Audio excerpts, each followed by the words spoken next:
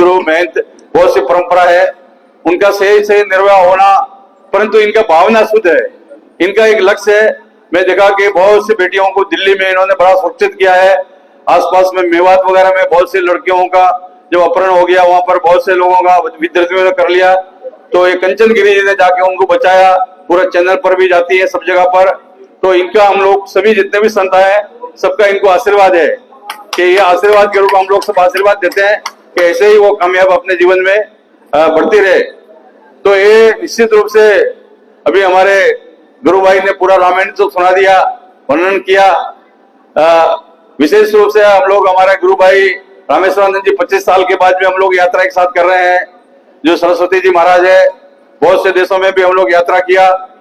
तो परंतु यह है कि अभी ऐसा हमारा कंचन गिरी जी साध्वी जी है कि हम लोग को इकट्ठा कर दिया, तो ये भी इनका भी कुछ अपना है ना जी, कि कुछ ऐसे होते हैं।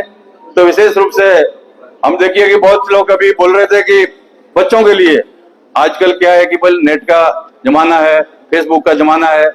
मान लीजिए जो चीज है सामने, उसमें देखने में मैं ये नहीं समझता हूँ कोई हर्ज है, पर उसका कंट्रोल होना चाहिए, एक समय होना चाहिए कि पूरा सुबह से उठते शुरू नहीं हो जावे, कुछ समय उसके लिए निश्चित होना चाहिए। जैसे हमारे भगवान कृष्ण ने बोला कि जो बच्चे हैं, छोटे बच्चे के भागवत वगैरह में भी कि 11 साल तक बच्चे को कुछ कहना नहीं है।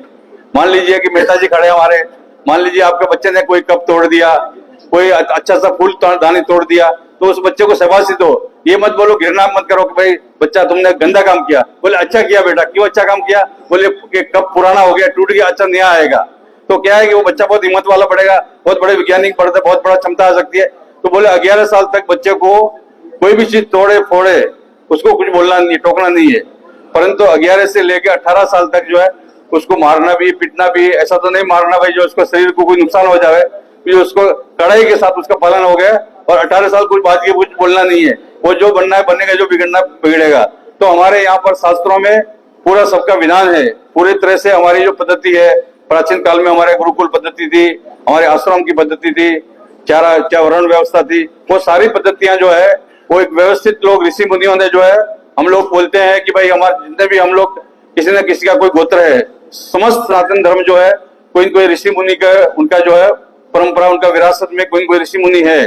तो हम लोग जो है बोलते हैं कि भाई हम लोग कहते हैं शास्त्रों में आत्मा का रूपांतरण होता है। जैसे मान लीजिए कि हम लोग महात्मा है तो हमारा कोई शिष्य में शिष्या में होगा, और आप लोग जो है आपके कोई पुत्र में कोई पुत्री में आप जाने के बाद दुनिया में कोई रूप उसके अंदर आ जाएगा, तो आत्मा के ऊपर रूपांतरण हो जाता है।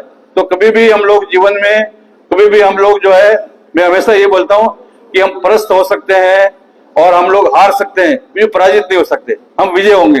जैसे 1000 साल के बाद में हमने राम मंदिर का, मतलब 500 वर्षों के बाद राम मंदिर का प्राण प्रतिष्ठा किया, और अभी हमारे यहाँ पर जो है अंतरराष्ट्रीय रामायण प्रतिष्ठा महोत्सव हमारे वीपी सिंह मना रहे, उनका जन्मदिन भी है, उनको बहुत बहुत बधाई, शुभकामना। जितने भी यहाँ हॉल में उपस्थित है सबको बहुत बहुत, उनको सबको बहुत बधाई है, शुभकामनाएं। हर हर महादेव।